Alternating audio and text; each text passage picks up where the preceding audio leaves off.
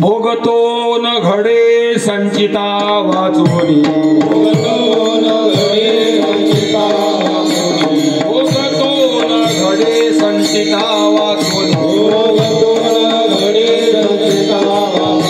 बनावे ते मनी समाधान, भोगतो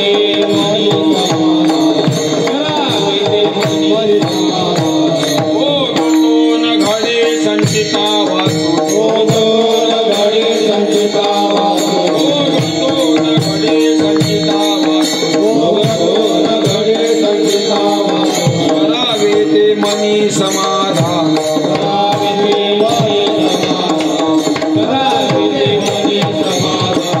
मनवोनी मनी मानू नये खेदू, मनवोनी मनी मानू नये खेदू, मनवोनी मनी मानू नये खेदू, मनवोनी मनी मानू नये खेदू, मनवा गोविंदो वेळो वेळा, गोविंदो वेळो वेळा, मनवा गोविंदो वेळो वेळा, आणि रुसावे न लगे बहुधा, आणि रुसावे न लगे बहुधा, आणि रुसावे न लगे बहुधा, आपुल्या संचिता वाचोनिया, आपुल्या संचिता वाचोनिया, आपुल्या संचिता वाचोनिया, मनवोनी मनी मानू नये खेदू, मनवोनी मनी मानू नये खेदू, मनवोनी मनी मानू नये खेदू, मनवोनी मनी मानू नये खेदू, मनवा गोविंद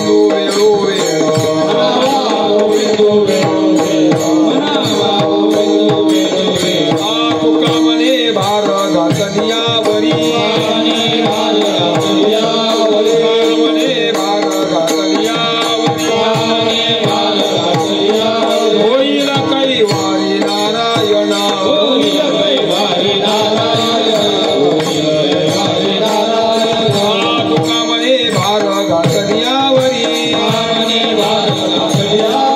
कामने भार घातल्यावरी होईल कैवारी नारायण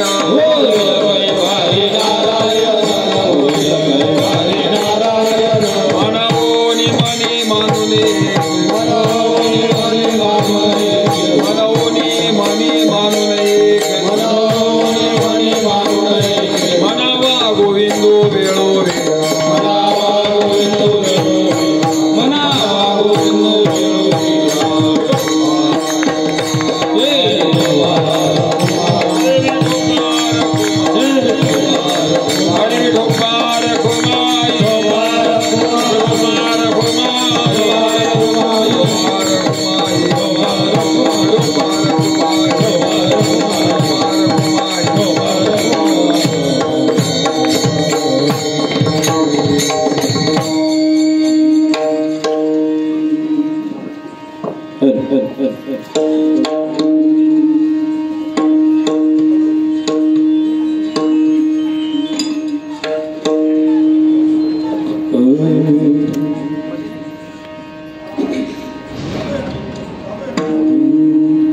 भोगतोन घाडे संचिता वाचोनी संचिता वाचोनी भोगतोन घाडे संचिता वाचोनी संचिता वाचोनी भोगतोन घाडे संचिता वाचोनी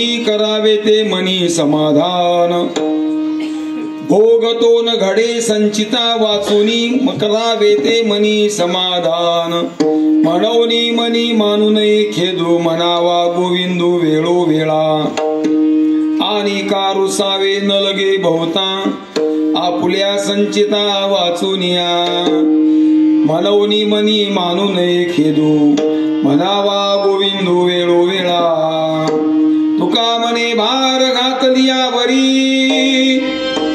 तुका म्हणे भार घातलियावरी होईल कैवारी नारायण म्हणवनी मनी मानू नये खेदू म्हणावा गोविंदू वेळोवेळा समचरण सरोजम सांदनीलांबुधावं जगन्निहितवाणीं मंडनं मंडनानां तरुण तुलसीमाला कंदरं कंजनेत्रं सदय धवलासं विठ्ठलं चिंतयामि पांडुरंगा करू प्रथम मन मन दुसरे चरणा संतांची त्यांच्या कृपादाने कथेचा विस्तारू बाबाजी सद्गुरु दास तुका नित्यं शुद्धं निराकारं निराभासं निरंजनं नित्यबोध चिदानंदं गुरु ब्रह्म नमाम्यहं सकळ ही तीर्थे निवृत्तीचे पायी तेथे बुडी दे माझी मना आता मी न करी भ्रांतीचे भ्रमण वृत्तीशी मार्जन केले असे तुकाराम तुकाराम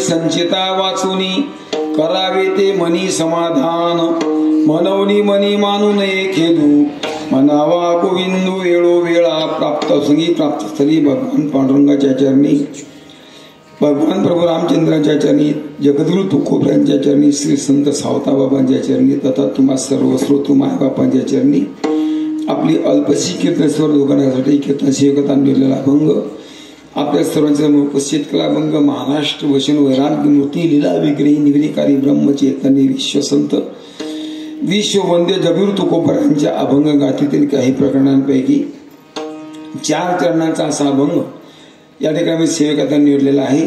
अभंगाचा प्रतिपाद्य विषय आहे.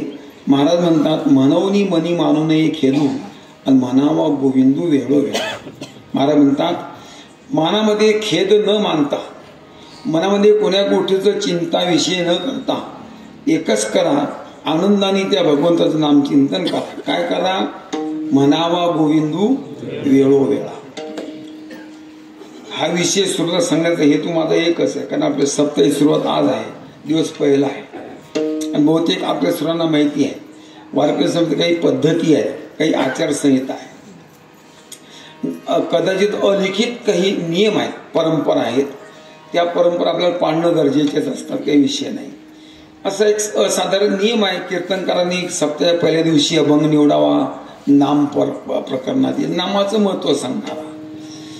7व्या दिवशी जागर करताना मागणीपर अभंग असावा आणि काल्याला काल्याच्या कीर्तनात तसा अभंग असावा असा नियम आहे अलिखित. पण जागराची मागणीपर अभंग घेतलाच पाहिजे असा नियम नाही पण आलेली परंपरा आहे. आपल्याला काय विचार करायचं तर की तोडून घ्यायची आणि खांडून करायची चालायची परंपरा. तसं आजचा दिवस पहिला आपल्या सप्ताहातला वर्ष 26वां आहे आणि ही सेवा आज माझ्याकडे पहिल्या दिवसाची आहे. याचा अर्थ असा आहे ग्रामस्थ मंडळींनी भजनी मंडळींनी आणि विशेष म्हणजे कार्यकर्ता मंडळींनी तुकाराम महाराज मंदिर समिती मंडळींनी माझ्याकडे 15 तारीख कार्यक्रमाची ठेवली होती आणि मी 14 तारीख राखून ठेवली होती गावाकडे दैवासाठी. पण काही माझ्या वैयक्तिक जीवनात अडचणी आल्यामुळं मी माझ्या सोयीनी आजची सेवा करून घेतली. पहिला दिवस का होईना, बरेच कीर्तनकार पहिल्याशी कीर्तन येत नाही, त्यांना पहिल्याशी लोक असतात ऐकायला, कारण याची विद्वता वाया चालली असते, त्यात लोक असतात ऐकायला. असं म्हणायचं सेवा करायची आहे. दिवस पहिला काय आणि दिवस 7वा काय. जे 5 लोक 50,000 सांगायचे 5 सांगायचंय, जे 5,000 सांगायचे 5 लोकांना सांगायचेच आहे. कारण सेवा जर आपल्याला तुकोबऱ्यांची करायची असेल, सेवा आपल्याला पांडुरंगाची करायची असेल तर लोक किती का असत ना पुढे काही प्रश्न नसतो. पण काही काहीची मानसिकता बनून गेली बरं का पंढरी भाऊ. लोकांना पहिले कीर्तन हे ना गो तुला काय वाद होतो झाडे नाही का. मी तात्यांना आपल्या टेलरला बोललो, म्हटलं मला 9 तारखेला चालेल, पहिला दिवस चालेल, तर माझ्या सोयीची सेवा करायची होती आज. आणि त्या नियमाने आज ही माझी सेवा आज माझ्याकडे आली. विशेष म्हणजे एक तुम्हाला एक दिलगिरी व्यक्त करतो, माझी तब्येत अजिबात बरोबर नाही. मी तुमच्याकडे उभा आहे, आता बोलतोय खरंय, मग कुठपर्यंत बोलीन ते सांगता येणार नाही. कदाचित 2 तास होऊ शकतील, 3 बी तास होऊ शकतील, मग कदाचित 1 तासात सुद्धा कार्यक्रम आपल्याला आटपावा लागेल. कारण शपथ सांगतो तुपांची घेऊन मी कीर्तन करण्याच्या तयारीत नाही. आज विठाला बरोबर ही 7 सलाईन लावले मी, 7 सलाईन आजही लावणार होतो, पण आज दवाखाने बंद होते आमचे, त्यामुळे नाईलाज झाला. पण तरी हरकत नाही, तुकोबा कृपा करतील, तुम्ही प्रेम द्या, आपण सेवा पार पाडण्याचा प्रयत्न करूया. आता चालू असताना आपला सप्ताह दैवाळा गावातील वर्ष 26वा आहे. गवी तुकोबांच्या मंदिरातच तुकोबांच्याच केलेल्या भक्तीच्या जीवनावरती, भक्तीच्या द्वारा जो पुरुषार्थ केला जीवनात काही गोष्टींचा, त्यापैकी एक महत्वाचा पुरुषार्थ तुकोबांचा प्रयाण काळी देवे विमान पाठविले, कलीच्या काला माझी अद्भुत वर्त गेले. कली कालामध्ये म्हणजे कलियुगामध्ये असं अद्भुत जीव तुकोबांनी करून दाखवले तुम्हा आम्हाला. ते फक्त भगवत चिंतनाच्या जोरावर, भगवत भक्तीच्या जोरावर, ज्ञानाच्या जोरावर नाही, योगाच्या जोरावर नाही, भक्तीच्या द्वारा जो पुरुषार्थ केला. धन्य तुकोबा समर्थ येणे केला.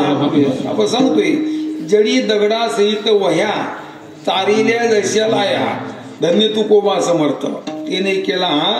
हा अनेक पुरुषार्थांपैकी सर्वात मोठा पुरुषार्थ आश्चर्य काय केलं तुकोबांनी, का पंचमहाभूतांचा आपला देह या मृत्यू लोकातून तुकोबांनी वैकुंठात नेला. असा पुरुषार्थ पुढे कोणी करणार नाही, त्याच्यामध्ये कोणी केला नाही.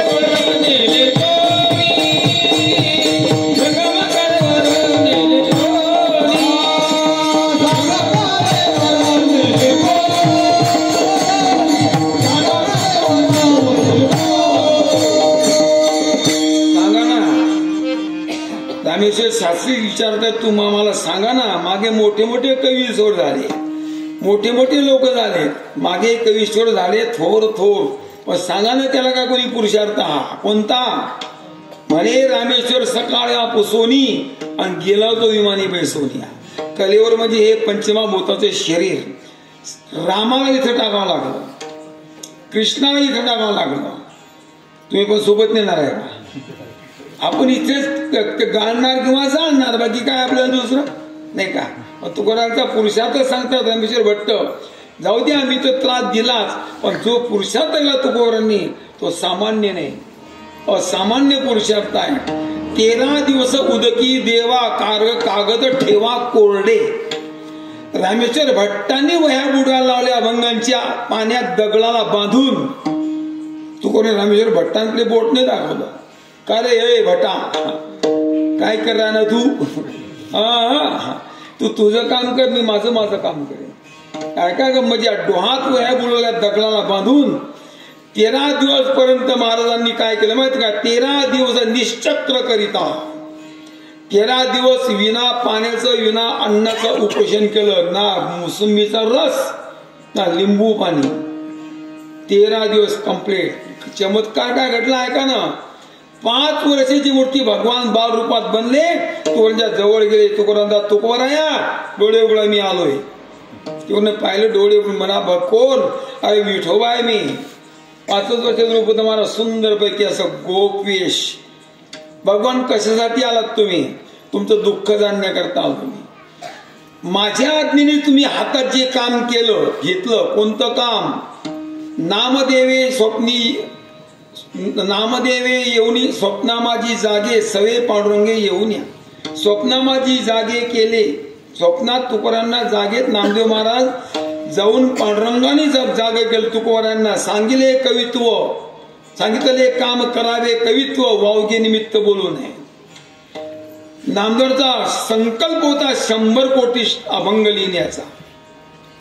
आयुष्य भानू मावळला. 96 कोटी अभंग तयार झाले नामदेव महाराजांचे. पण आयुष्य आटोपलं. 4 कोटी अभंग लिहायचे राहिलेत. मग हे कोण पूर्ण करीन? तेच नामदेव महाराज. जगद्गुरु तुका अवतार नामयाचा. आणि महाराजांनी अवतार घेतला. नामदेव महाराज तुकाराम महाराज म्हणून जन्माला आले. आणि त्यांनी उरले ते शेवटी सांगे तुक लावी तुका.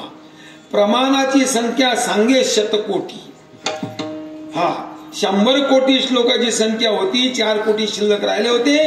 नामदेव महाराज स्वतः जन्माला आले. तुकोबारा येऊन त्यांनी अभंग पांडुरंगाच्या आज्ञेने तयार केले. आणि अभंगाची अशी कीर्ती वाटी सुगंध दरवळला. मी सांगत असतो, कमळाच्या फुलातला सुगंध हाताने काढून लोकांकडे शिंपळावा लागत नाही. पत्रिका लावून जाहिरात करावं लागत नाही. बॅनर लावून प्रचार करावा लागत नाही. मला म्हणतात का कमल कलिका झालेपणे ते हृदयच्या मकरंदा ते राखून येणे दे राया रंका पारणे आमोदाशी. ज्याप्रमाणे कमल कलिका कळी असते कमळाची, एकदा उमलली दुपारी 12 वाजता पूर्णपणाने या पोटलाचा जो सुगंध असतो ना कमळातल्या, तो असा हातात काढून लोकांना वाटावा लागत नाही. दे राया रंका पारणे, वाऱ्याच्या जोराने तो सुगंध असा पसरतो जगामध्ये. तर तुकोबारांची कीर्ती पुरुषार्थाप्रमाणे वाढत गेली. अंत्येस वेदाचा तो अर्थ आमाशी चठावा एरांनी व्हावा भार माथा. तुकोबारांच्या अभंगातला वेदांत हा सामान्य लोकांच्या मुखात यायला लागला. गुरु चालणारी पोरं म्हणायची तुकोबारांचे अभंग. काय सांगावं तुम्हाला. रक्त श्वेत कृष्ण पित्त प्रभा भिन्न चिन्मय अंजन सुदले डोळा तेने अंजन गुणे दिव्य दृष्टी झाली. आणि वासना निमाली द्वैताद्वैत न झाला प्रपंच आहे परब्रह्म अहम सोम ब्रह्म आकळले. तत्मशी विद्या ब्रह्मानंदे सांग आणि तेची झाला अंगे तुका आता. हे अभंग गुरु चालणाऱ्या पोरांनी म्हणा जंगलात राहणार. सामान्य माणसाच्या मुखातून वेदाचा अर्थ बाहेर पडतो अभंगाच्या द्वारा. हे अभंग लिहिलेत कोणी? त्या काळचे प्रकांड पंडित रामेश्वर भट्ट. कानार बातमी गेली, तुकोबारांना बोलवलं गेलं, पंचायत भरली गेली देऊ गावामध्ये. तुकोबारांना सांगितलं याच्या पुढे काम करायचं नाही. आणि जे केलाय त्या वया बुडून टाका पाण्यात. वया टाकून दिल्या पाण्यात पण तरत नव्हत्या. तुकोबारांना रामेश्वर भट्टांना शास्त्रीजी सांगितल्याप्रमाणे वया पाण्यात बुडवल्या, पण ते कागद आहे बुडत नाही, ते तरंगले. दगड बांधा त्याला. आत्महत्या करायची आहे ना, मग उडी टाकून मरत नाही म्हणून दगड बांधून बोलणं पडतं. आत्महत्या करायला दगड बांधणं पडेल की नाही. बांधा दगड त्या पाण्याला आणि टाका पाण्यात. त्या बांधले दगड मारा, टाकल्या वया, डुबल्या ना वया. किती दिवस? 13 दिवस. तू म्हणता ठीक आहे, तुम्ही तुमचं काम करा, मी माझं काम करतो. अन्न पाण्याचा त्याग केला. 13 दिवस त्याच डोहाच्या काठात दगडावर बसले तुकाराम महाराज आणि देवाला विचारतात, का रे काय पाषाणाची खोळ घेऊनी बैसला. भगवान, अरे तुझ्या भक्ती करता केवळा दानातील संसार सत्यानाश केला रे. स्वतःच्या हाताने आग लावली प्रपंचाला, राख बनवला संसार. बायका बरोबर खातात का उपेशी राहतात मला माहिती नाही रे. उठलं का तुझं भजन करतो, दिवस रात चिंतन करतोय. आणि जर तुझ्या सांगितल्या कामात अशा अडचणी येत असतील तर मग परमार्थ करू का नको? तुझं काम करू का नको? जा परमात्म्याला विचारलं तुकोबारांनी. रामेश्वर भट्टांना शिवानी दिला तुकोबारांनी. असं एखाद्या बुवा जर काही खतरनाक बोलला कीर्तन लोकांना समजण्याकरता सुधारण्याकरता तर लोक बुवा नाही लोकांना समाजाला नाही म्हणत आपण सुधार नाही बुवानो का काम शेवाते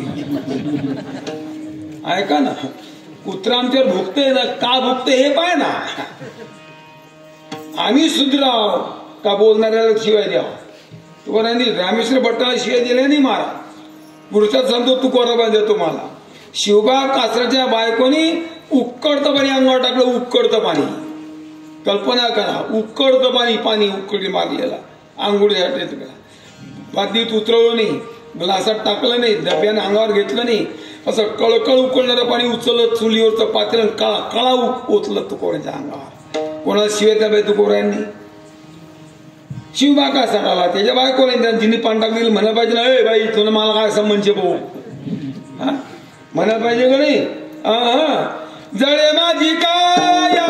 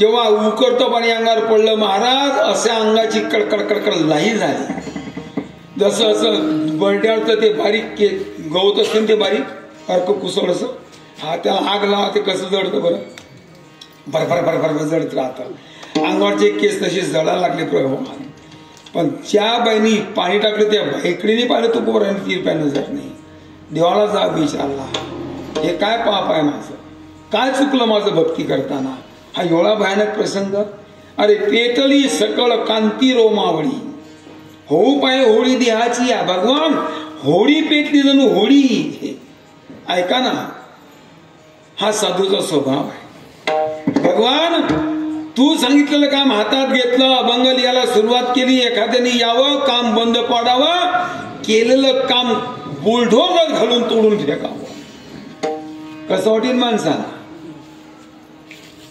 13 दिवस पूर्ण झाले अनशन करून महाराज ऐका आणि चमत्कार घडला 5 वर्षी बालमूर्ती तुकोरांच्या समोर उभी राहिली प्रगट हो तुकोरा उघडा डोळे आलो मी कोण तुम्ही ज्याचा धावा करताय तो मीच विठोबा हो म्हणे हा भगवान आलेत म्हणे हा तुम्हाला त्रास दिला असं वाटते का तुम्हाला म्हणे नाही तुकोबा राया मग का बरं आलात तुम्ही तुम्हाला मीच स्वप्न सांगितलेलं काम होतं मग लिहायचं त्यामुळे तू अभंग लिहायला लागलात अभंग लिहून सुरुवात झाली काही अभंग लिहिले गेले लोकांच्या मुखात बाहेर पडायला लागले ते लोकांना आवडायला लागले तुमच्या अभंगात वेदांताचा अर्थ आहे उपनिषद असतील ब्रह्मसूत्र असतील वेद असतील 18 पुराण असतील भगवद्गीताचे सिद्धांत तुमच्या अभंगात आहे हे सर्व सिद्धांत आणि सर्व सार जर तुमच्या अभंगात आहे आणि प्राकृत भाषेतील अभंग जर सर्वसामान्य अडाणी माणसं तोंडातून म्हणत असतील तर लोकांना केवळ आनंद आहे पण ते काही विघ्न संतोषी लोकांना सहन झालं आणि होतच नाही काय होतच नाही ना आमच्या बाबतीत तसंच असतं आमचंही काही लोकांना खपत नाही शपथ सांगतो खोटं नाही माझा राग करणारे माणसं आहे माझा मला वाटतं काही चुकलं असेल माझा काही प्रश्न नाही पण माझे राग करण्याचा माझा राग करून तुम्हाला काय भेटणार आहे समजा मी जडताय माझ्यावर हा म्हणा आता तुम्ही तर माजलगावची आहे का नाही थोडा माझ असलाच पाहिजे नाही का सॉरी हा नाही का आता तुम्ही माझा किती राग केला समजा तर मी तुमचं काही करू शकत नाही तुम्ही माझं काही करू कारण माझ्याकडनं तुमचं काही होणार नाही तुमच्याकडनं माझं काही होणार नाही हे तर खरं आहे की नाही विनाकारण काय मजा येते खरं आहे की नाही तू कोऱ्यांचा देवा ऐक ना काय बिघडलं मी रामेश्वर भट्टाचं काय बिघडलं? तुझ्या आज्ञेप्रमाणे बनलेले. आता आहे तो सत्ताधीश, सांगितलं त्यांनी, फेकल्या वया टाकल्या पाण्यात. बोलत नव्हते ते मीच सांगितलं, तुम्ही दगड बांधा, बांधला दगड. डुबल्या वया. मला माहिती आहे की कागद पाण्यात बुडल्यावर ओले होतील की नाही, पटकन सांगा. हात वर करा, तुमच्याकडनं होईल का हा पुरुषार्थ? तुम्ही कशाला आम्ही कमर बांधणारी बोंब पाडू शकतो? ऐका ना, आम न कथा तुम न कथा. झाले की निघाले की नाही कोरड्या. 13 दिवस उदकी देवा, कागद ठेवा कोरडे. 13 दिवस कागद कोरडले. आणि आता जा तुमच्या वया घ्या. त्या चमत्कार होता ऐकायच्या. इंद्रायणी मातेच्या पाण्यात बुडवल्या. त्या इंद्रायणी मातेनी साकार बनावं, एका स्त्रीचं रूप घ्यावं. हातात असा 16 होता बांगड्यांचा महाराज, आणि त्या सुंदरपैकी हातात त्या अभंगाच्या वया अशा हातात घेऊन इंद्रायणी पाण्यातून बाहेर येऊन फिरायली होती. तुकोबाराया घ्या त्या वयाचा तुमच्या वया ना बाहेर. तुकाराम महाराज गेले, त्या वया घेतल्या, डोक्याला लावल्या, इंद्रायणी मातेला नमस्कार केला, देवाला नमस्कार केला, आणि त्या वया कोरड्याच्या कोरड्या बाहेर काढल्या. तेने केला हा पुरुषार्थ. किती सांगू तुम्हाला तुकाच्या जीवनातले, इतके सुंदर आहे. पण सर्वात मोठा पुरुषार्थ आहे आपण हा जो सप्ताह या निमित्ताने साजरा करतोय. 26 वर्षापासून ते निमित्त आहे सदैव वैकुंठ गमन तुकोबारांचा. हा पुरुषार्थ आहे. मी सांगत असतो, वारकरी संतांनी असे पुरुषार्थ केले की तुमच्या आमच्या कल्पनेच्या बाहेर, आपण कल्पना करू शकत नाही. तुकोबारा सदैव वैकुंठाला गेले, हा त्यांचा पुरुषार्थ आहे.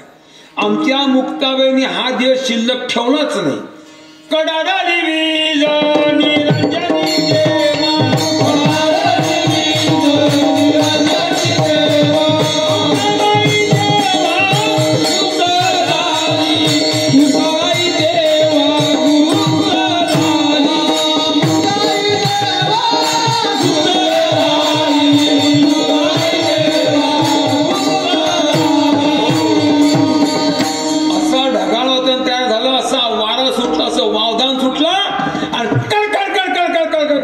काळातली भयानक मोठी आकाशात मुक्ताबाईनं आपल्या देहात विलीन केला.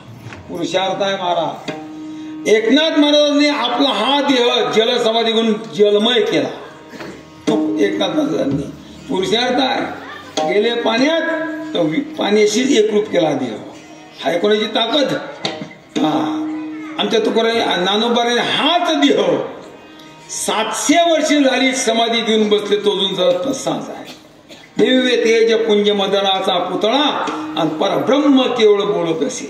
नाथबाबांना 300 वर्षांतर भेट दिली ज्ञानोबांनी समाधीत. किती वर्षांनी? 300 वर्षांनी. 1212 दही टीका केली ज्ञानेश्वरी.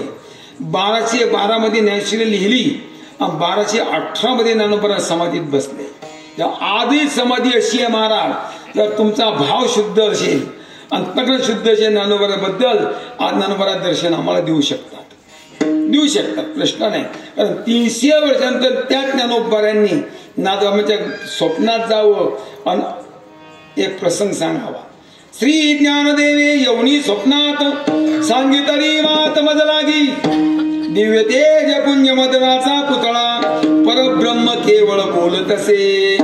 अजान वृक्षाची मुडी कंठाशी लागली, येऊनी अलंकापुरी काढावेगी. ऐसे स्वप्न पडता आलो अलंकापुरी, तव नंदी माझारी देखिले दुआ. गेले समाधीत नाथ बाबा. विचारलं ज्ञानोबांना, मौली तुम्ही मला स्वप्नात दृष्टांत दिला, मी आलो त्याप्रमाणे काय काम करू? अजान वृक्षाची मुडी कंठाला लागली म्हणतात. मौली म्हणतात, नाथ बाबा हे निमित्त गौण आहे. तुम्हाला इथपर्यंत बोलायचं एकमेव कारण हे आहे, प्रयोजन, परम प्रयोजन काय असेल तर मी समाधीत बसतो 1218 ज्ञानेश्वरी ग्रंथ तयार केला प्राकृत भाषेमध्ये. मराठीचे नगरी ब्रह्मविद्येचा सुकाळू करी, घेणे दिन सुखचिरी हो दे या जगा. या महाराष्ट्रातल्या मराठी माणसाला आत्मन्याचा आनंद प्राप्त व्हावा प्राकृत भाषेतून. त्याकरता 700 श्लोकांच्या श्लोकावरती, गीतेच्या श्लोकावर 700 श्लोकांवर 9110 ओव्यांचे अलंकार तयार केले.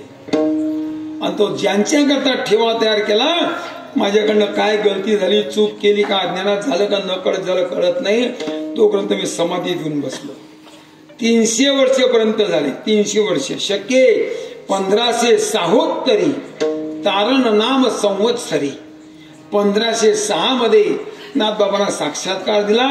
नाथबाबा समाधीत गेले आणि तो ग्रंथ घेऊन समाधीच्या बाहेर आले. किती वर्षानंतर? 300. नाथबाबा ज्ञानोबाला समाधीत आहे म्हणूनच गेलेत ना. हॅलो, आपल्या समाधी राखली ठेवला दगड. ज्ञानदेव घेतले दान बाबा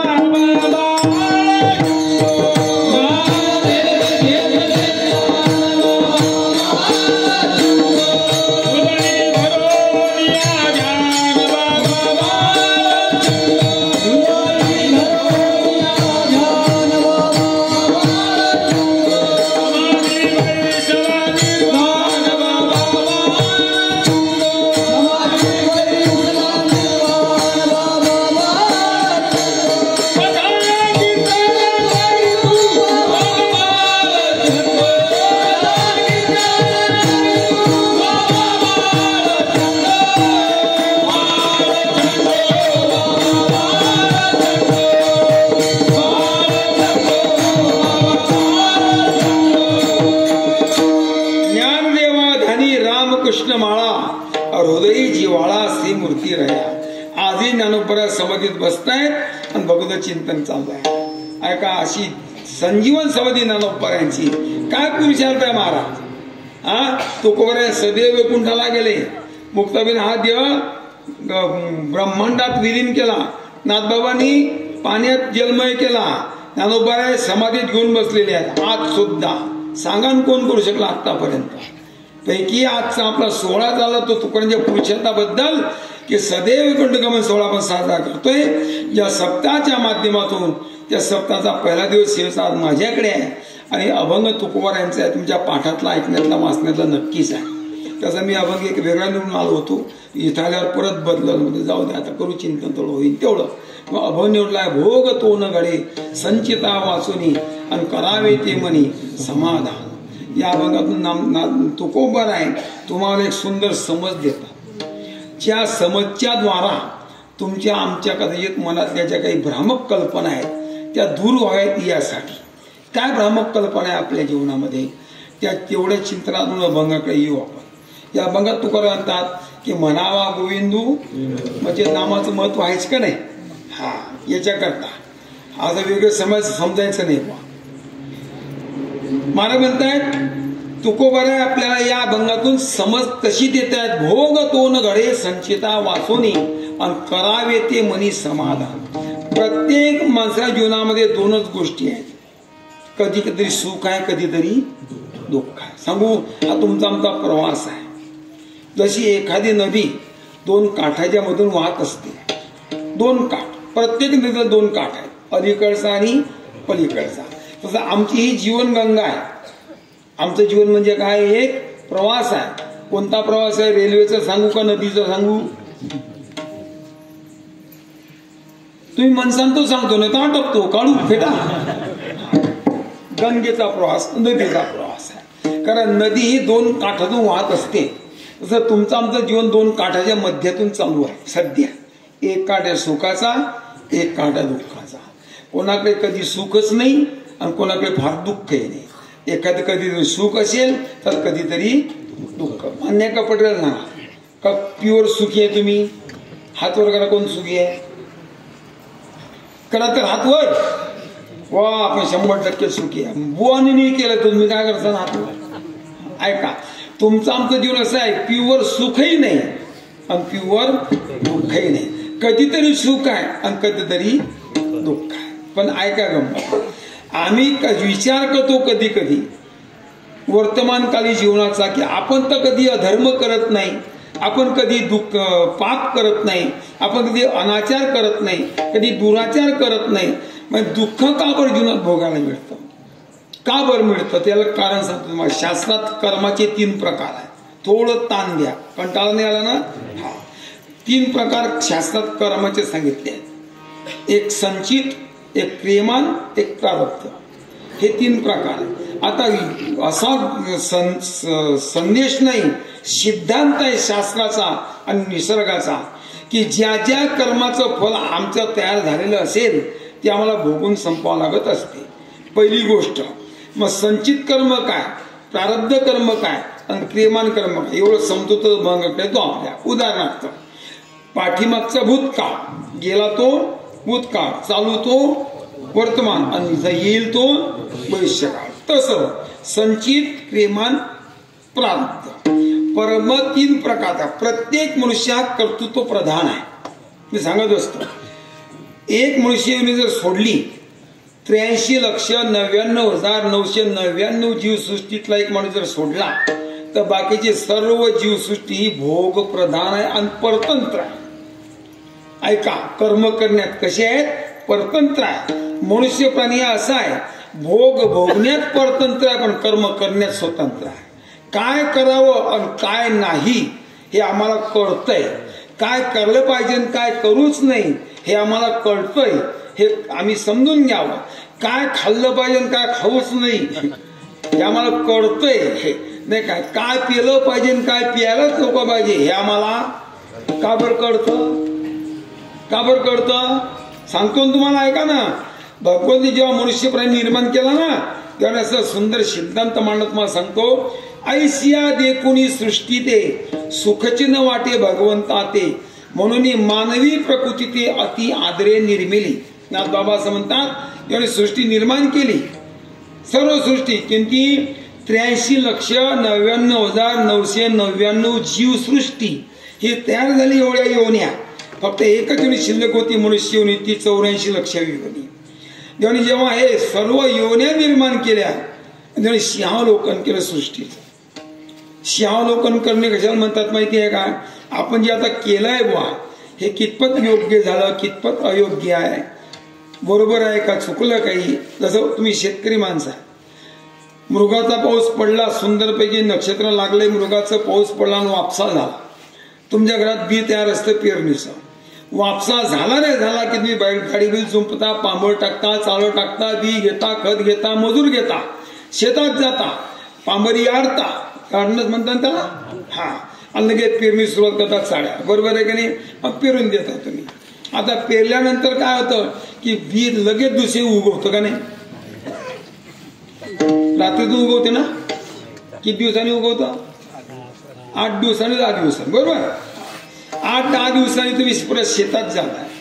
एवढं सुंदर स्टँडर्ड कंपनीचं दर्जेदार बियाणं पेरलंय बुवा, आणि ते आपण पेरलं तर खरं, पण कसं का उगवलं, वापसा चांगला होता, पांभर चांगली लागली, पेरणाराही चांगला होता, मग कसं का उगवलं म्हणून पाहावं. जेव्हा शेतकरी शेतात जातो फिरायला सकाळी सकाळी, असं चासं दिसतात महाराज पिकाचे, धानाचे, की तुम्हाला काय सांगा, सराट उगवलेले दिसतात. तरी तो शेतकरी बांधावर उभा राहत नाही, तो शेतात फिरतो चासा चासानी, चासा चासानी. कशा करता फिरतो बरं, तुम्ही शेतकरी शेतच का फिरत नाही, काही काम नाही, फिरलं पाहिजे.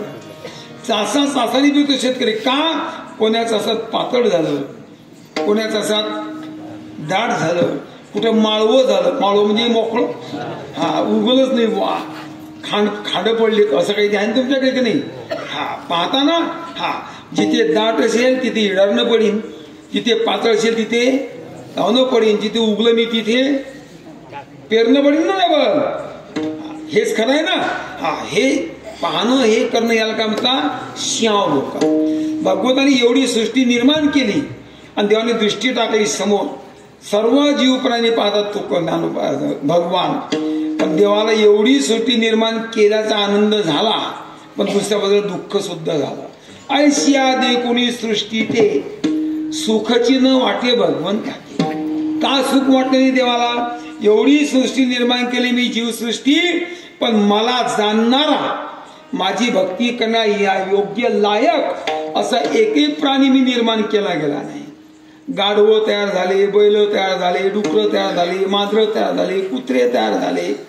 तुम्ही सांगा, दिंड्या, डुकरांच्या दिंड्या निघाल्या का कधी, निघाल्या? कुत्री दिंडीत आहे का कधी, दिंड्या निघल्या का? गाढवांच्या कधी दिंडी आहेत का? भजनं गाढवं करतात का? हो नाना, नाही ना. देवाला वाईट वाटलं, यांना निर्माण केलं पण भजन करू शकत नाही. असं पण देवाला वाईट वाटलं की आपलं भजन करणार, आपल्याला योग्य जाणील अशा पद्धतीने एखादी जीवसृष्टी निर्माण करावी. मग सर्वांच्या शेवटी सर्वांपेक्षा वेगळी आणि आगळी अशी योनी निर्माण केली आणि तो फक्त मनुष्य देव. सर्वांच्या शेवटी निर्माण केला, सर्वांपेक्षा वेगळा निर्माण केला. मी फक्त कल्पना करा इथं बसलं 2 सेकंदात की मनुष्याची शरीर आणि माणसा व्यतिरिक्त जेवढे काही प्राणी असतील, जनावर असतील, केळी असतील, मुंग्या असतील, यांचे शरीर कसे आहे? आडवे. आणि माणूस कसा आहे? उभा आहे. बरोबर आहे ना? किती सुंदर आहे जाणार. हा. आणि देवानी माणसाला उभा काय केला माहिती आहे? यांनी कुठे आळू जाऊ नये म्हणून का नाही? पण दुर्दैव जे आडवे आहेत ते आडवे कधी चालले, जे उभे आहेत तेच आडवे येतात नाही का? अर्थात अशी सुंदर पण नुसतीच एवढी सुंदर शरीर दिलं का आम्हाला? क्या आखब सूरत अल्लाह ने तुझ बनवाई, राम भजन बिना देखो यारो खाले चुप गमाई, औटात का मानव दे अल्लाह ने तुझ दिया, खाया पिया सुख से सोया न जमाना खोया.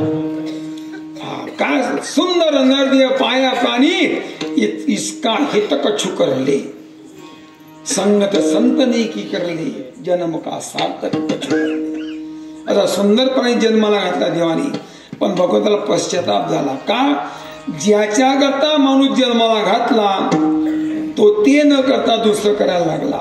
ते देवाचा विश्वास बुडवणी आणि विशेष येऊनी अधपत म्हणतात. भक्ती करत नाही, हा विषयात रममान झाला. मग त्याला खंत वाटते थोडी थोडी. आता इलाज नाही त्या गोष्टीला, इलाज नाही. हा मी म्हणतो ज्या बापानी ज्या पोरांना जन्म दिला, लहानपणापासून बापानी काळजी घेतली, मायनी काळजी घेतली, भारोभार पैसा लागला, तब्येतीसाठी आजारी पडत होता म्हणून नव्हतंच होत्याचं नव्हतं केलं, नव्हत्याचं होतं केलं. 35 एकर जमीन पोराकरता कमवून ठेवली. गाड्या घेतल्या, घोड्या घेतल्या, माड्या घेतल्या, कोंबड्या घेतल्या, कुराळं बांधली, पोल्ट्र्या तयार केल्या. कोणासाठी? पोऱ्यासाठी केलं ना. आता जर बापानी पोऱ्याकरता एवढं केलं आणि जर पोऱ्या बापाच्या मनात का वागत नसलं, तुम्ही सांगा बापाला काय वाटतं? बोला ना. असा बाप भेटला का तुम्हाला? हे बापू हे घे पेढे, पोरांना लात मारली रात्री घे. तिला वाटलं का बापाने लात मारली? नाही. पोऱ्यानं जर बापाला लात मारली तर खरंच सांगा आनंद वाटेल का बापाला? पण ज्या बापाने जेवढं पोऱ्याकरता करावं तो पोरं जर बापाच्या मनात का वागत नसला, दोन्ही दुर्लभ रे माझ्या बापा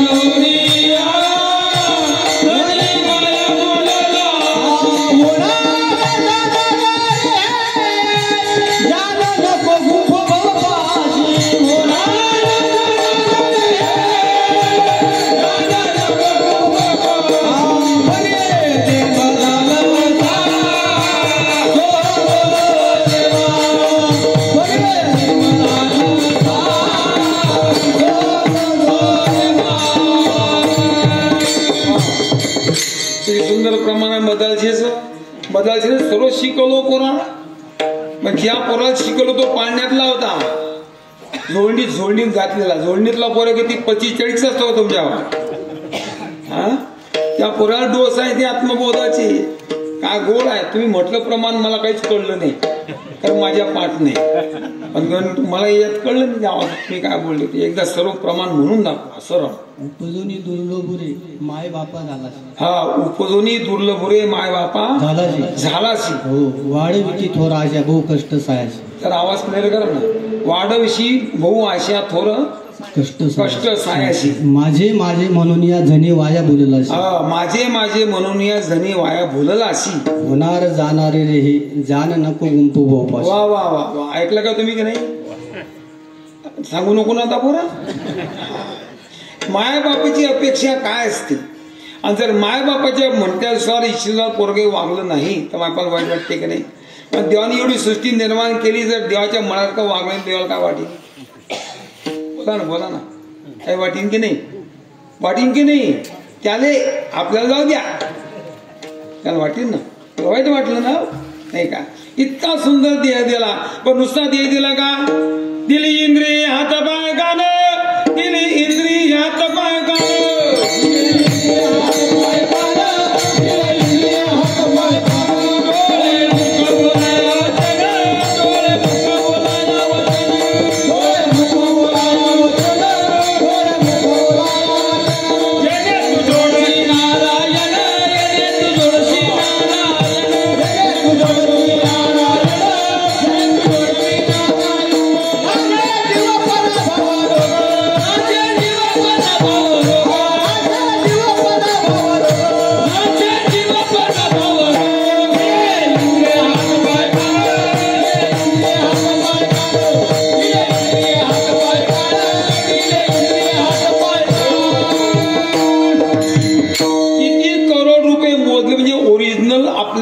एखादी इंद्रिय मिळेल किंवा लागेल.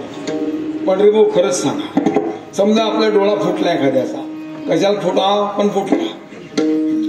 आता लोकांचा बुवा डोळा एक काही बरोबर नाही, डोळा बसवा, मग डुप्लिकेट बसवा. माणसाला डोळा बसवून दुसरा बसवता तर बोकडाचा बसवतात. कोणाचा? बोकडाचा. आता तो डोळा जरी माणसाला या खिडकीत बसून त्याला फिक्स दिसायचा तसा दिसते का त्याने? फक्त शो म्हणून पुढे असतो. ते असं वाकत बी नाही, हाडत बी नाही, असंच राहत. ओरिजिनल ते ओरिजिनल. लाख नाही करोड रुपये मोजा तुम्ही, पाय मुळल्यावर म्हणणार नाही महाराज चालतेच नाही का पायानं, मग त्याला काही करणं पडेल, मग डुप्लिकेट बसव. पण ओरिजिनल तो आणि डुप्लिकेट तो डुप्लिकेट. हात तुटला इथून बसव डुप्लिकेट, तो असाच राहतो. ते प्लॅस्टिकचे असतं ना, कसे बसवतात ते. ओरिजिनल ते एक इंद्रिय किती तोला मुलाचं लक्षात घ्या, देवाने दिलेलं आम्हाला. आता कदर नाही, किंमत नाही त्याची, तुम्हाला सोडून द्या. आणि माणसाला फुकट भेटली किंमत नसती. मी सांगत असतो कधी कधी एखाद्या माणसाकडे करोडो रुपयाची प्रॉपर्टी असते, पण असा अभाग्य होतो की मरेपर्यंत संतती होत नाही. फक्त संपत्ती आहे, संततीच नाही. पण मेल्यावर आपल्याला कोण मग पितर घालीन आपला? मग तो देवाची चूक दुरुस्त करतो, एखादा दत्तक घेतो गरीबाचं. आता ते गरीबाचं असं दत्तक घेत त्याला रोज रोजगार अमेरिका कामाला जाणं पडायचं. इतक्या गरीबाचं पोरगं याने दत्तक घेतलं आणि म्हाताऱ्याने एकच सही मारली, फक्त दत्तक पत्रावर एकच सही मारायला किती वेळ लागता? 2 मिनिटाचं काम. एका सहीत काय किंमत आली माहिती तुम्हाला? करोडो रुपयाची प्रॉपर्टी मालक बनला एका म्हाताऱ्याच्या सहीने. एका सैनी म्हाताऱ्याचं किती रुपयाची प्रॉपर्टी? करोडो. आणि एका सैनी कोऱ्यात 2 सेकंदात करोडपती बनला. हा तर म्हणा जो रोजगार अमेरिका काम करत होता दररोज बापाच्या घरी असताना, याच्याकडे आता हा काय बनला? किती तासात? 2 सेकंदात सही फक्त म्हाताऱ्याने मारली. सही मारायला काय 3 तास लागतात का? 2 सेकंदात कोऱ्या करोडपती बनला. पण फुक्कट भेटली ना, काय किंमत आहे त्याची? इतका उताना चालायला लागला तुम्हाला सांगतो. सप्ताहाला वर्गणी, मंदिराला वर्गणी नाही, देवणीला जेवण नाही, गावाला जेवण नाही. रमी रमा सांगितली का? महाराज कल्पना कराय काय करणार? सहजासहजी भेटून किंमत नाही राहिली. माणसाला पैशाची त्याच किंमत आहे माणसाला ज्याने घाम गाळून कमळीतून पैसे त्याला. काय लागतं महाराज? एका गुटक्याच्या 10 रुपयाच्या पुढे करता 500ची नोट मोडणारी माणसं मी पाहिजे. किती रुपयाचा गुटखा? 10 रुपयाच्या गुटक्याची पुडी घेण्याकरता 500ची नोट तोडणारी माणसं मी पाहिली. कागदाचे तुकडे होतात आमच्या 500ची नोट मोडायला 10 रुपयासाठी. कष्टाने कमवणाऱ्या माणसं मोडतील का 500 नोट 10 रुपयासाठी? हॅलो, मोडतील? कारण आहे अनितीने मिळवला, धर्माने मिळवला, भ्रष्टाचाराने मिळवला पैसा, त्याची काय किंमत राहते माणसाला? किंमत राहते कंबर मोडून, घाम गाळून, रक्त जळून पैसा कमवलेला. एका नाही पैशाची पडते, एका नाही पैशाची. नातू मध्ये मला चॉकी दे बाबा, बाबा मध्ये नाही पैसे नाही. रुपया खर्च करत नाही महाराज. श्रीमंताच्या पुढे पाषाणला खेळतात, त्याचे खेळतात डायरेक्ट. त्याची कारण ही आहे, देवाने मला सुंदर शरीर दिलं, एक एक अनमोल असं इंद्रिय दिलं, पंचकर्मेंद्रिय, पंचज्ञानेंद्रिय, एक मन, आणि त्यात बुद्धी दिली देवाने आम्हाला विशेष. म्हणजे बाहुल्य मनुष्य देही निज ज्ञान घातले पाही, की जेणे ज्ञाने पायी विदेही देह पावती.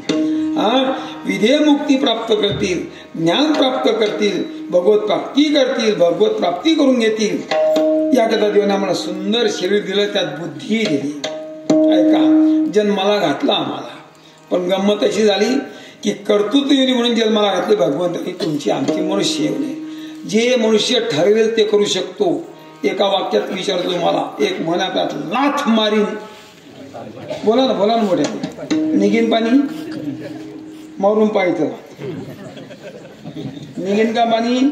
निघणार नाही. ऐका गंमत, पण हे म्हणण्याचं कारण काय? प्रयत्नवाद शिकवलाय, प्रयत्नवाद. एक मोरोपंतांची आर्य आहे, वाळूचे कण रगडिता तेलही गडे. प्रयत्ने वाळूचे कण रगडिता तेलही गडे. आता 2-4 कण म्हणजे बारीक बारीक वाळू घ्या तुम्ही, 10-5 कण, रगडा, तेल गडीन. गडीन का? अख्खा ट्रक गाळानं, रगडानं वाळू गडीन का? तेल वाळूतून गळणारच नाही. याच्या म्हणण्याचा हेतू काय आहे? प्रयत्नाने काय होऊ शकत नाही त्यांना सांगायचं. ओले मूळ भेदी खडकाचे अंग, आणि अभ्यासाची संग कार्यसिद्धी. असाध्य ते सायास करिता, असाध्य ते साध्य करिता सायास, कारण अभ्यास तुका म्हणे. विषकी आहारी पडे म्हणतात, समुद्री पाय वाट जोडे. हे अभ्यासाची फलश्रुती आहे. अभ्यास म्हणजे प्रयत्न. तुम्ही गंमत, पहिले मोठा होत्या विहिरांवर एक नाळा आणि एक समजुरी का, खालचं बारक ते, तर मी हाकलली मोठून, काय म्हणतात त्याला बाग.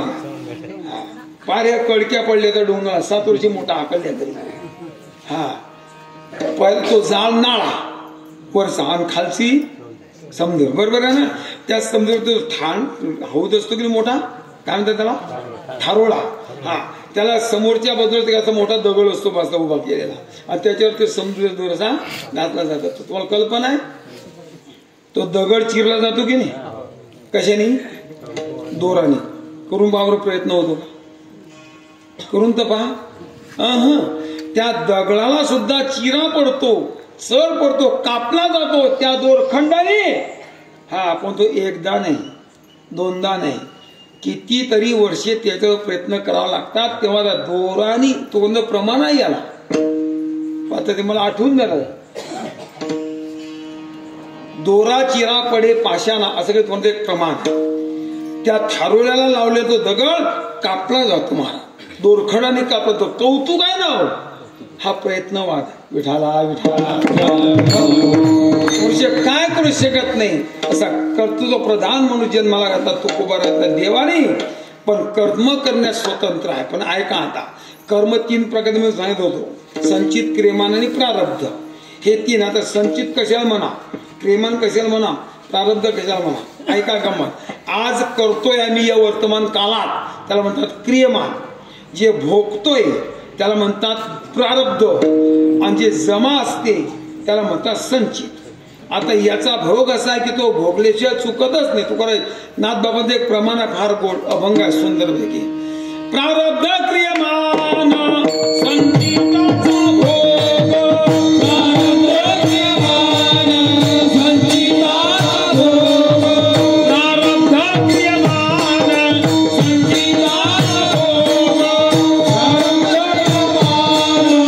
संचिताचा भोग,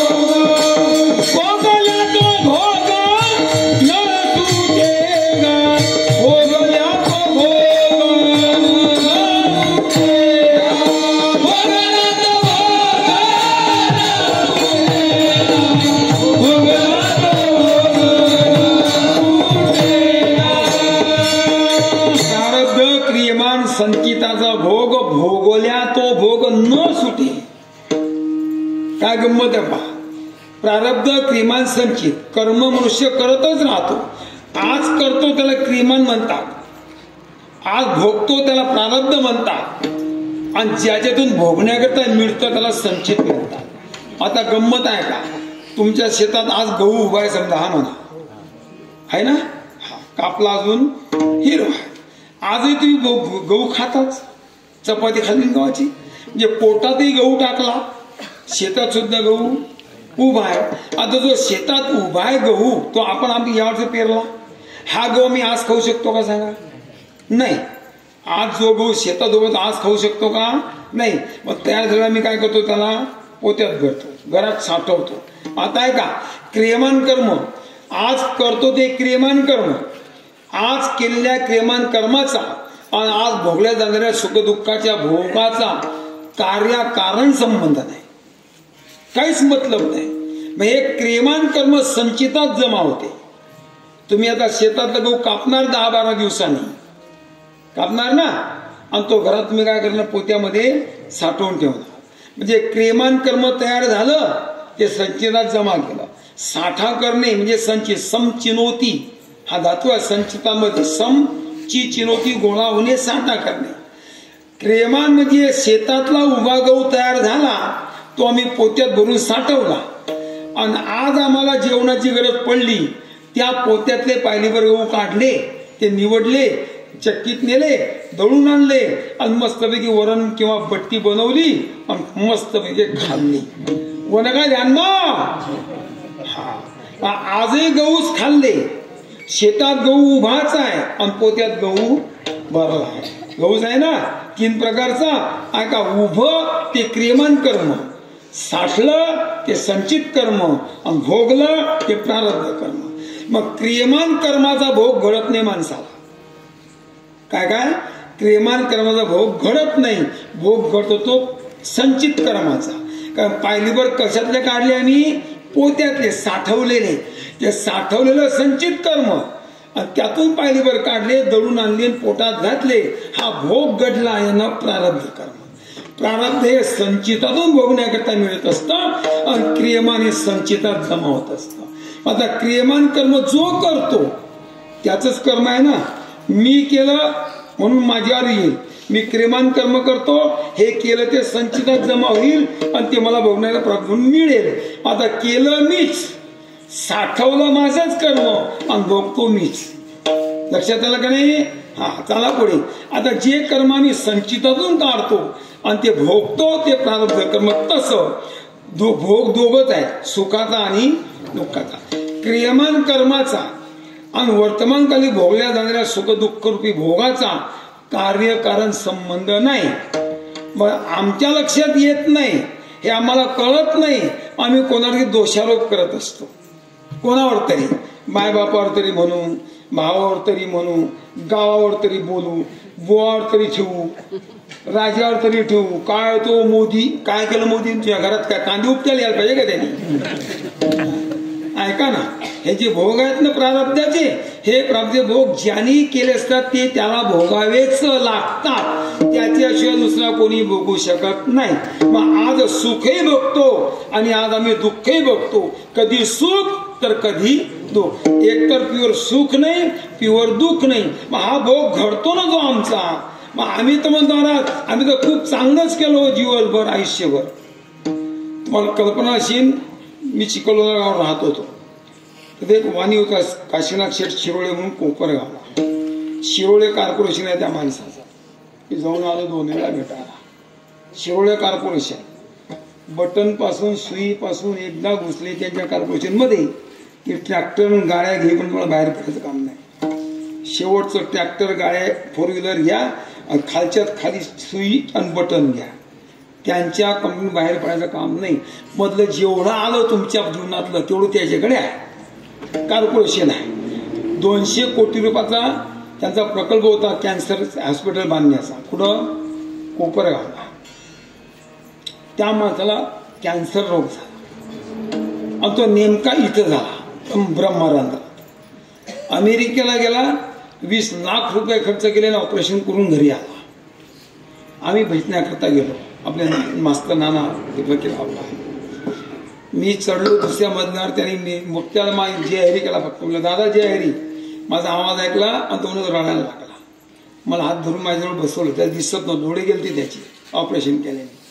बसवल्यानंतर मला म्हणे महाराज मला फक्त माझं समाधान करा. काय म्हणजे काय, मला कळतो वयाच्या 14व्या वर्षापासून मी आजपर्यंत एका माणसाचं मन दुखवलं नाही कधी.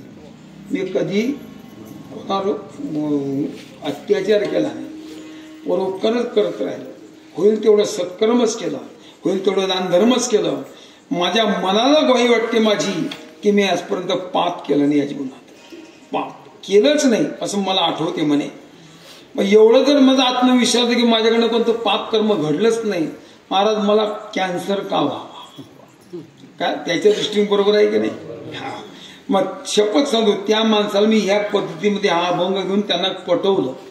दादा हे तुमचं म्हणणं बरोबर आहे, पण तुम्ही ह्या जन्मात पापच केलं नाही असा आत्मविश्वास आहे ना, याचं फल मला 100% भोगायला मिळणार. पण म्हणे मग हा कॅन्सर काय, म्हटलं दादा हा जो कॅन्सर रोग आहे ना, हा रोग तुमचा या केलेल्या सत्कर्माचं फल नाही, दुष्कर्माचं फल नाही. न कळत जरी तुमच्याकडे काही पाप घडलं असेल तरी त्याचं हे फल नाही. आणि तुम्ही म्हणता पापच केलं नाही पुण्यच केलं तर त्याचं सुद्धा तुम्हाला आज फल मिळणार नाही. का, या जन्मातलं केलं जाणारे कर्म आहे त्या कर्माचं फल या जन्मात माणसाला भोगायला मिळत नसतं. या जन्मातलं केलेलं कर्म पुढच्या जन्मात भोगायला मिळतं आणि या जन्मात भोगतो ते मागच्या जन्मातलं असतं. त्यांना भविष्यात एक श्लोक सांगितला मी त्यांना, इह जन्म कृतम कर्म परजन्मनी प्राप्यते, पूर्वजन्म कृतम कर्म भोक्तव्यम तू सदा नतेही. प्रत्येक माणसाला जो भोग होतो या जन्मात सुख दुःखाचा, पूर्वजन्म कृतम कर्म, पूर्व म्हणजे पूर्वीच्या मागच्या जन्मातल्या केलेल्या पाप पुण्य कर्माधिकांचं फल ते आम्हाला या जन्मात भोगायला मिळतं. या जन्मात आम्ही जे करतोय पाप पुण्य ते आम्हाला पुढच्या जन्मात भोगायला मिळणार आहे. म्हणजे महाराज खरंच का, तुकोबांचा सिद्धांत आहे, पुराणाचा सिद्धांत आहे. तुम्ही हा म्हटलं तरी भोगणं पडेल, नाही म्हटलं तरी भोगणं पडेल. मग हे मला रोग का झाला, मग त्यामुळे तुकाराचं एक प्रमाण आहे, तुका म्हणे पापे येती रोगाची आवृत्ती. जर प्रत्येक माणसाला रोग हा पापाच्या कर्मामुळे होत असतो तर हे पाप या जन्मातलं नाही, तुमच्या मागच्या जन्मातल्या पापाचा आहे. आणि आज ते मागच्या पाप भोगून संपलं ना, पुढे तुम्हाला याचा भीतीच नाही आणि भोगण्याचा संबंधच नाही. मग या जन्मात भोगून संपवा, पुढचा जन्म तुम्हाला चांगला तर मिळेल व सुख प्राप्त होईल.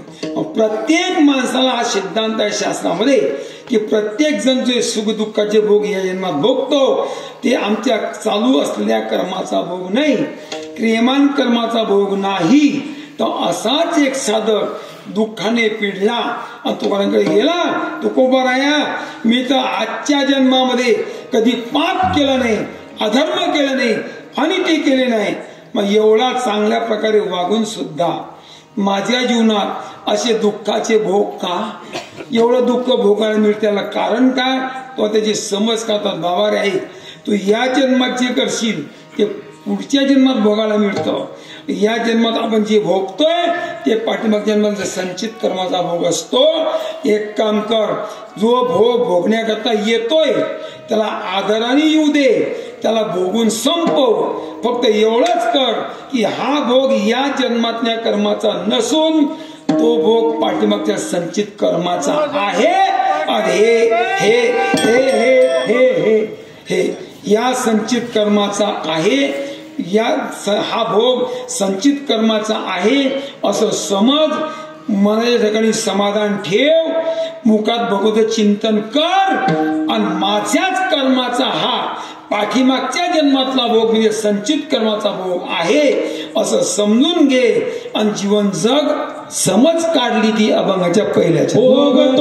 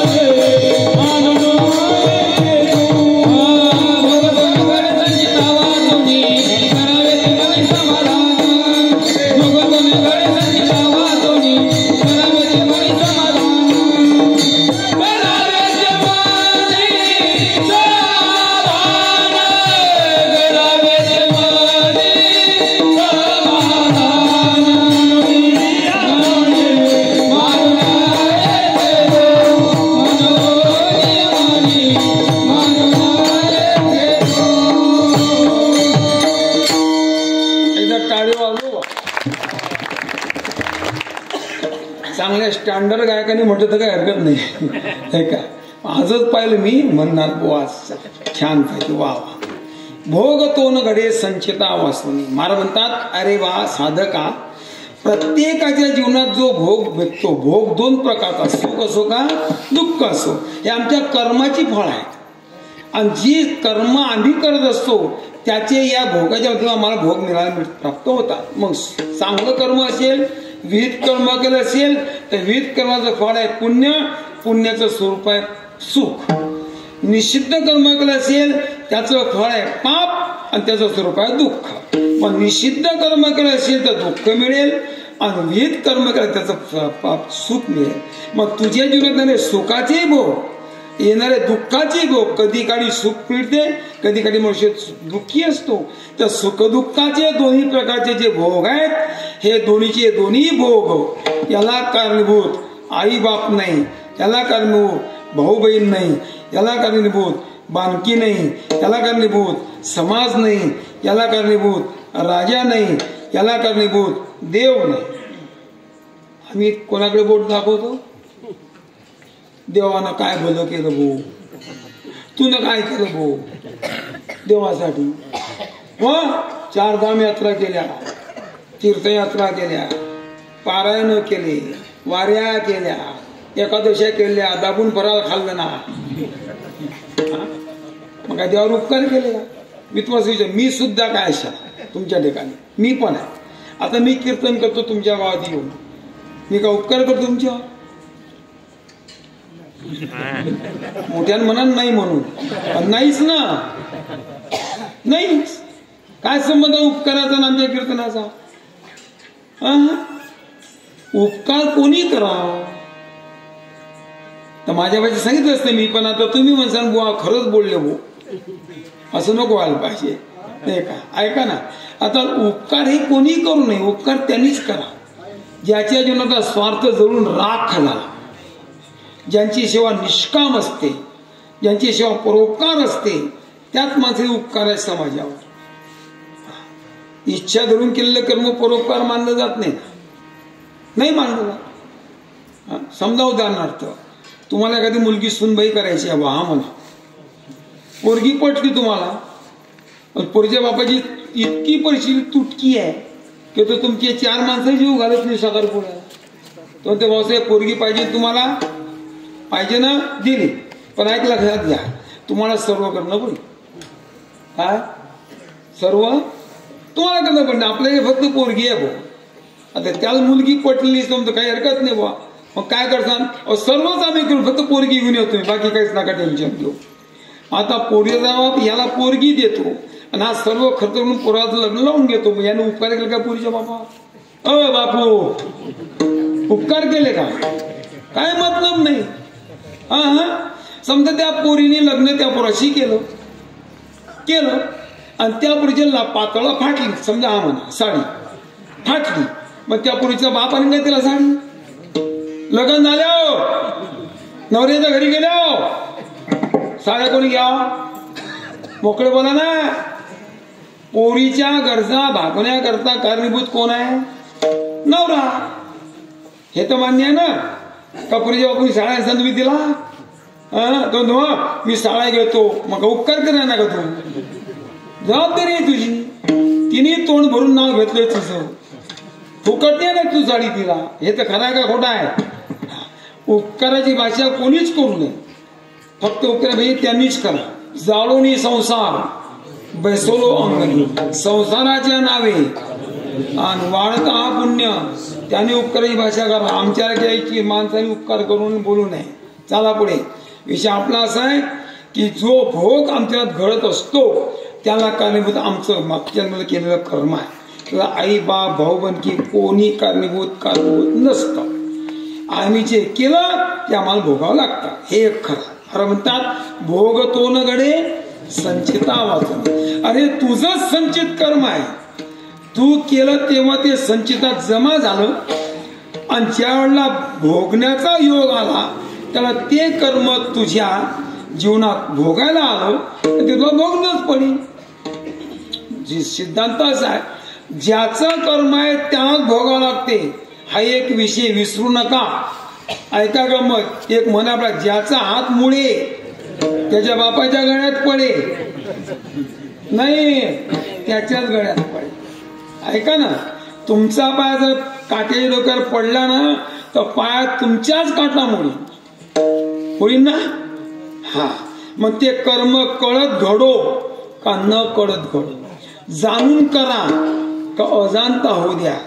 केलं ना कर्म, हो ऐका तुम्ही, शेण मातीत पडलं रे पडलं की उचला तुम्ही, उचलताना माती घेऊन उठते कर्म शेण.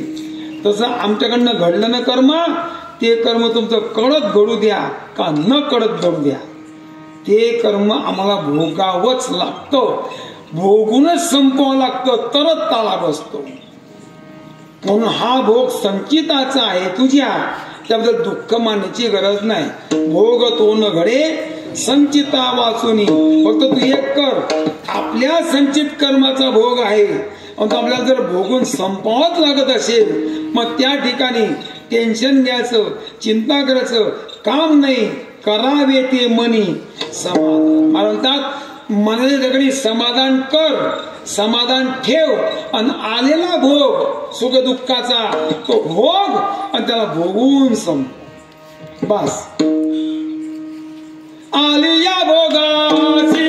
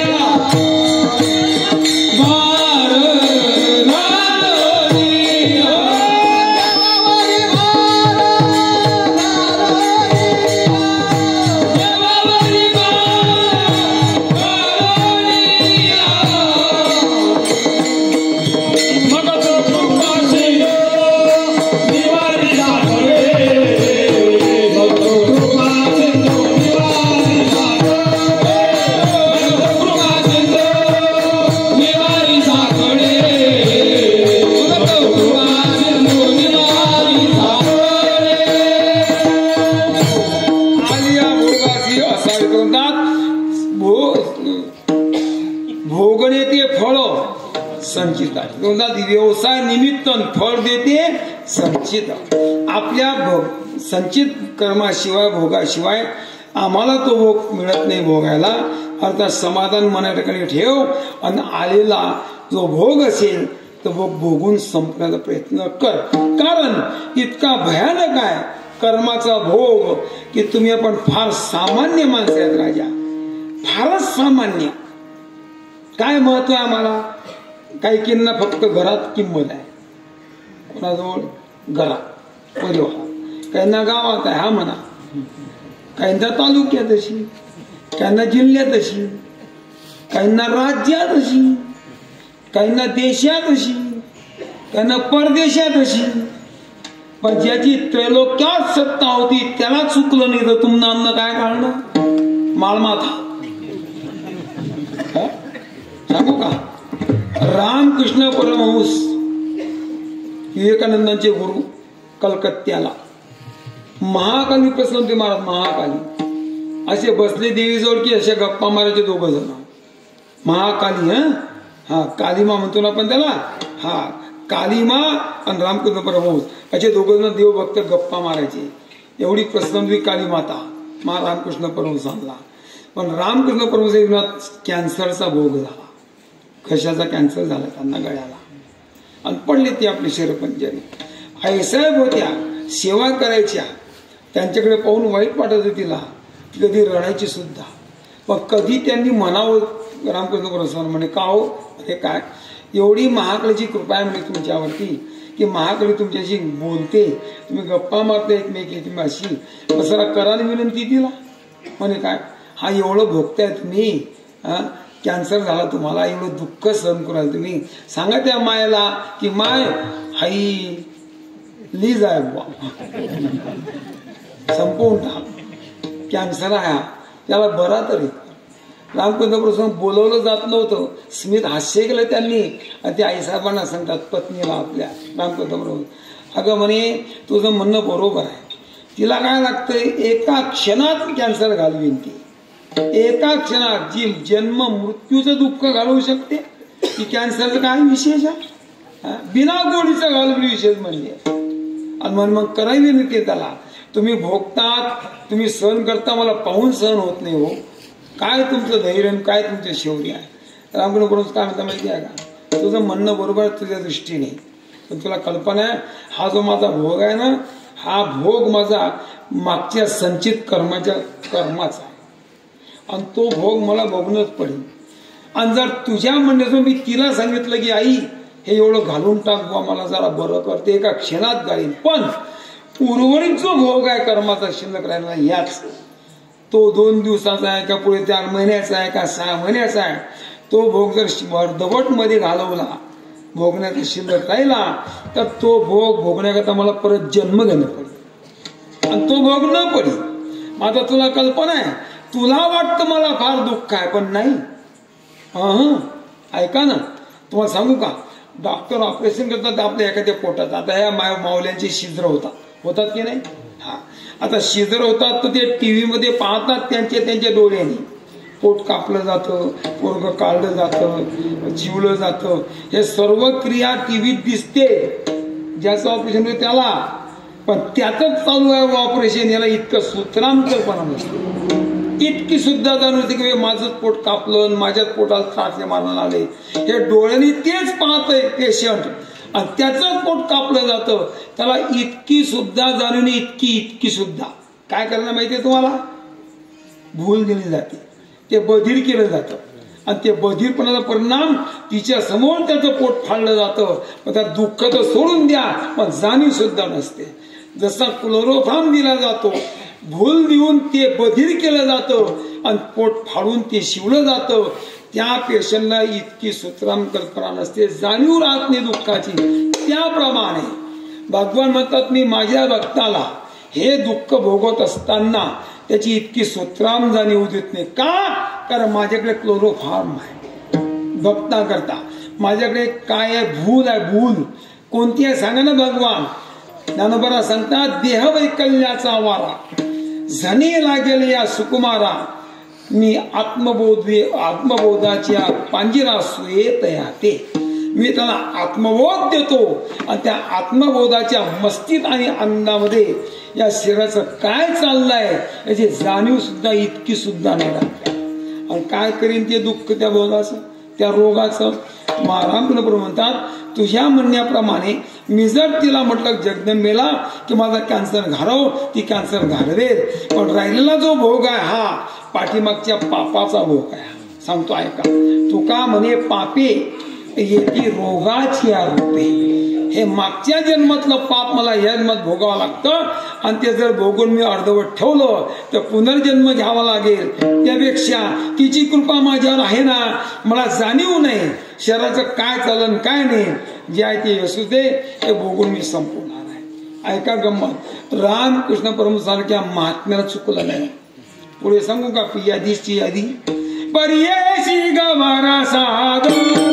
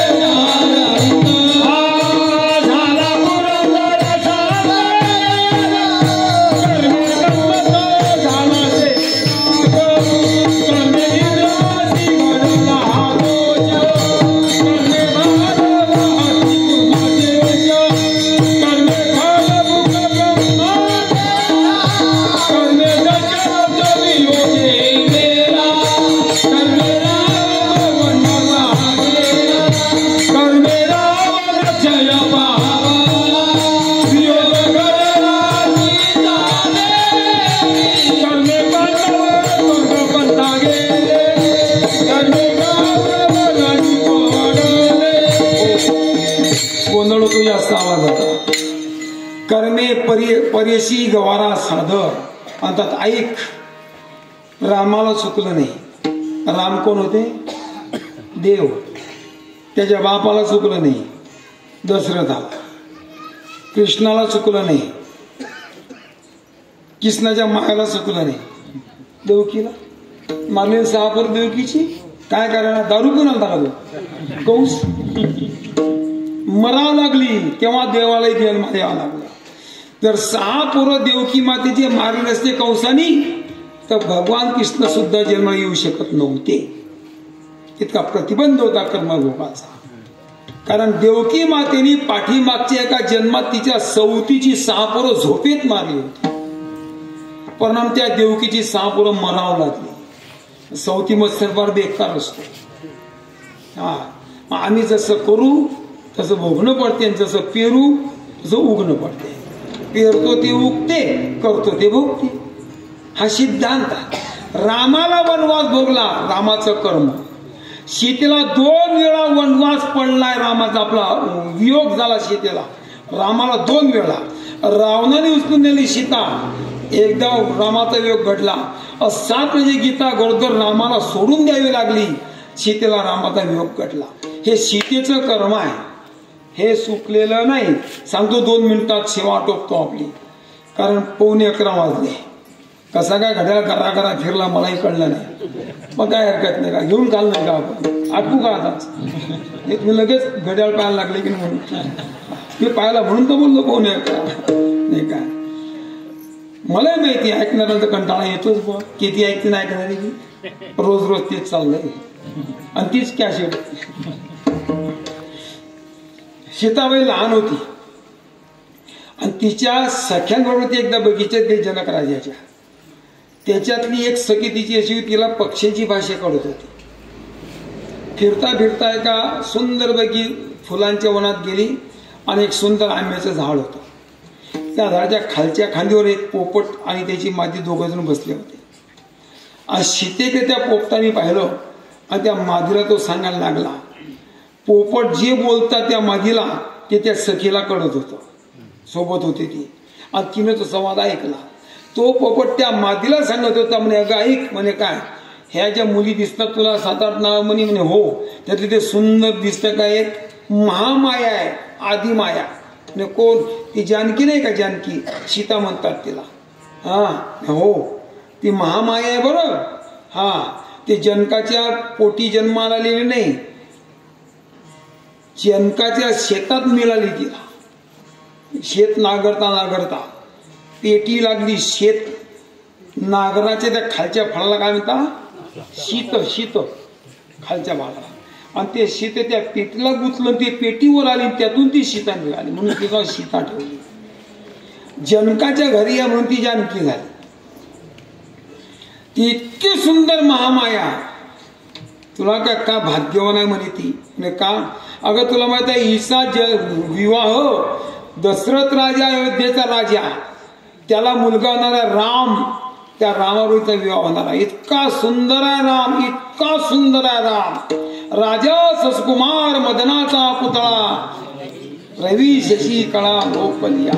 इतका सुंदर आहे. कस्तुरी मळवट चंदनाची उटी, रोडे माळ कंठी वही जयंती. इतका सुंदर आहे राम, इतका सामर्थ्यवान आहे राम, इतका सत्ताधीश आहे राम.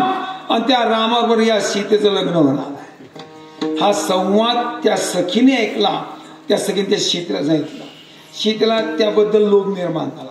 सीता घरी गेली, तिच्या बापाला सांगितलं जनक राजाला. बाबा म्हणे काय, बगीच्या झाडात 2 पोपट आहेत नरमादी, तेवढं पकडून पाहिजे मला. जनक राजाने आपले माणसं पाठवले, त्या दोघांना पकडण्याचा प्रयत्न केला. पकडता पकडता मादी पकडली गेली आणि तो नर उडून गेला.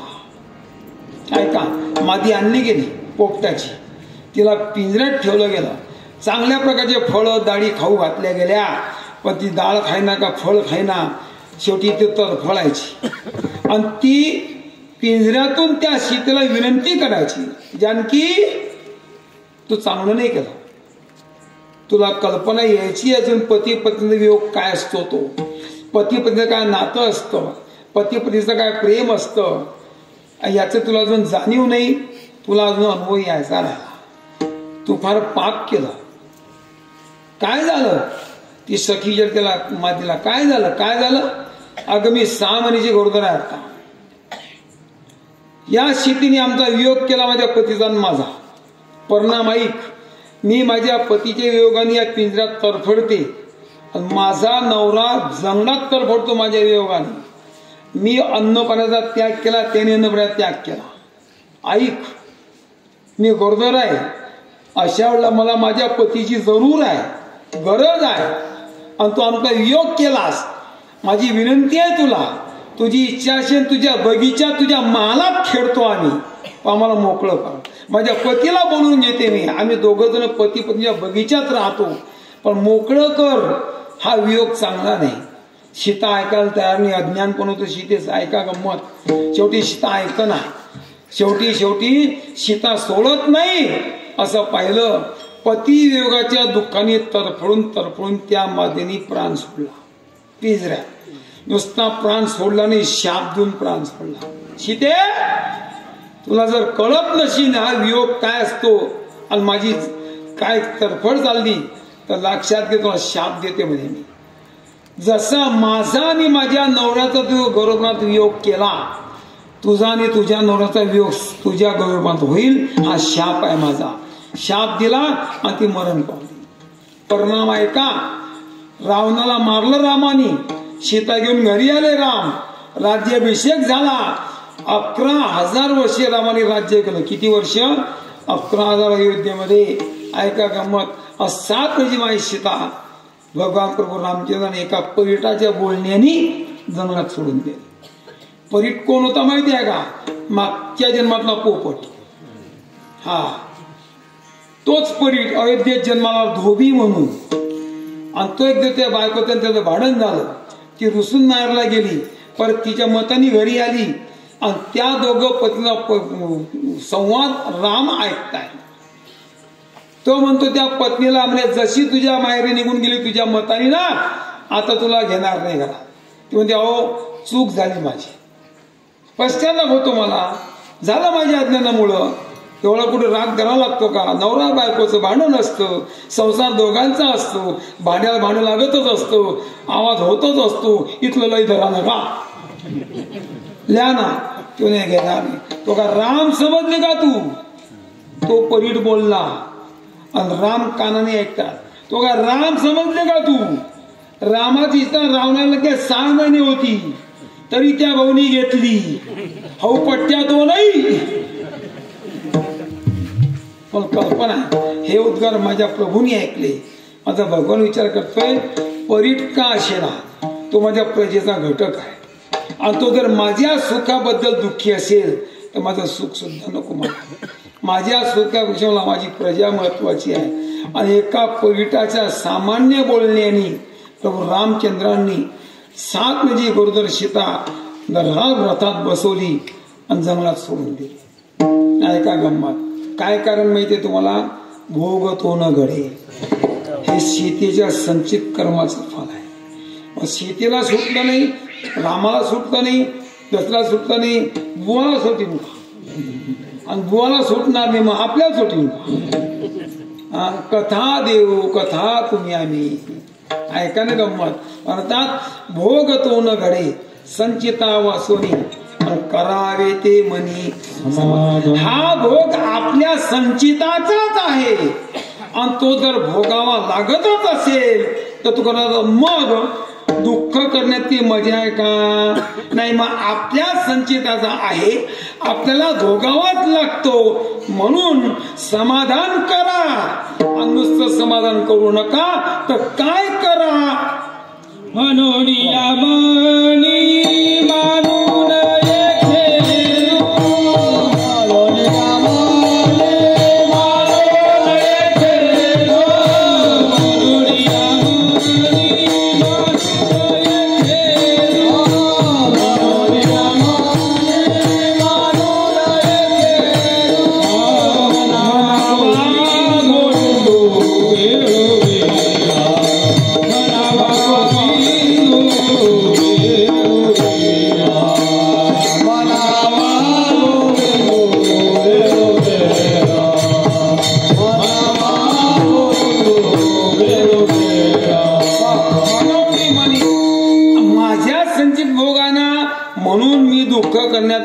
विरोधात दुःख करू नका.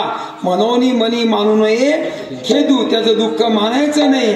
फक्त एकच करा, आलेल्या भोगाला सामोरे जा, आदराने स्वीकार करा आणि त्याला भोगता भोगता भोगून संपून टाका.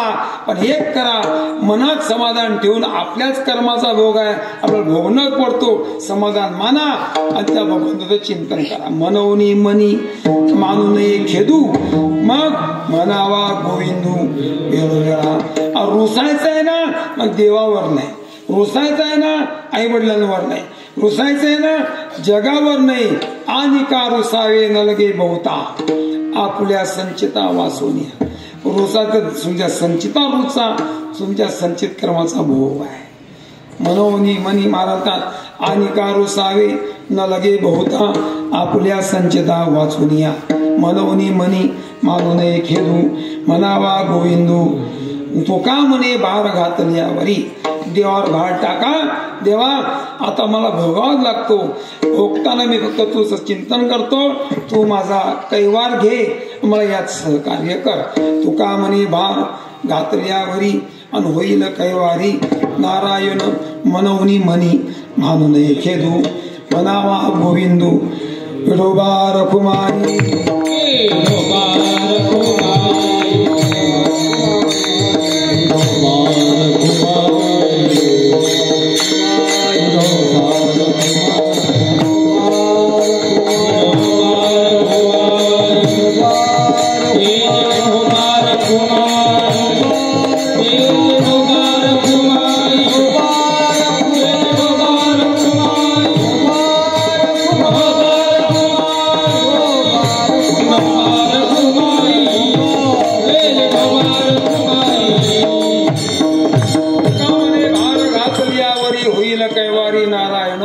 मनोनी मनी मानू नये खेदू, म्हणावा गोविंदू वेळोवेळा.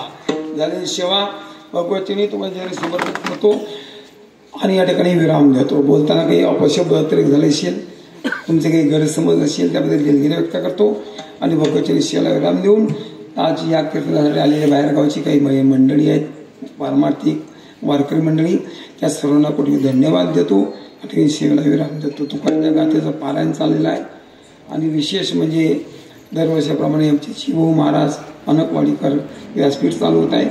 या वर्षी ते आज हजर आले. या ठिकाणी मृदुंगाचार्य महाराज आहेत, आपल्या भागातील श्री गायनाचार्य मुली मंडळी आहे, गावातील तरुण भजनी मंडळ, सर्व कोटी धन्यवाद. महिला मंडळ सुद्धा कोटी नमस्कार करतो. या ठिकाणी थांबतो. ज्ञानेश्वर माऊली,